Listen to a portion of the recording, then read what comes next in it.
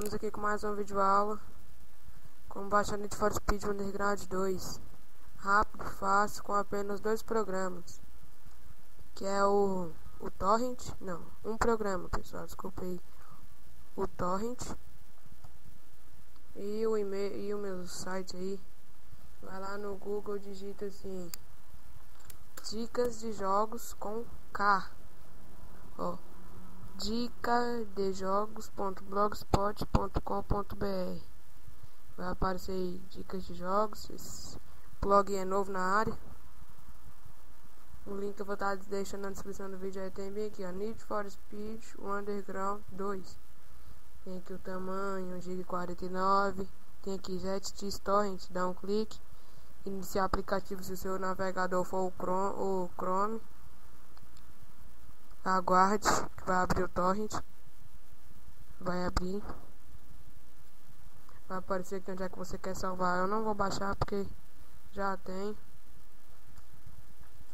Se vocês não conhecem o torrent ainda, vou deixar o link na descrição do vídeo de download do torrent. Beleza? Vocês vão entrar no site do Baixa Aqui, baixaqui.com.br.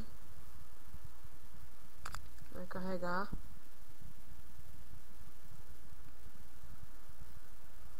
Vocês vêm, clica bem aqui em cima, escreve o torrent,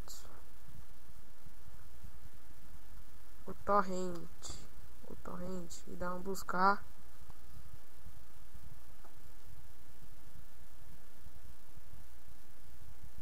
O torrent 3.2.3 Bilude 2875, o mais famoso gerenciador de torrents do mundo.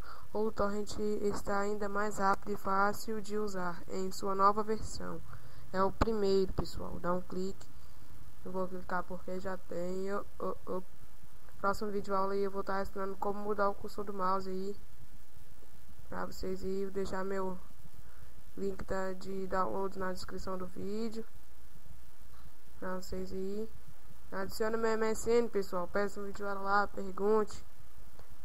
E se gostou do vídeo, clique em gostei. Se não gostou, clique em não gostei. Esse é que eu te peço, pessoal. Obrigado. Inscreva-se no meu canal também. Dica de jogos e falou, pessoal. Até a próxima.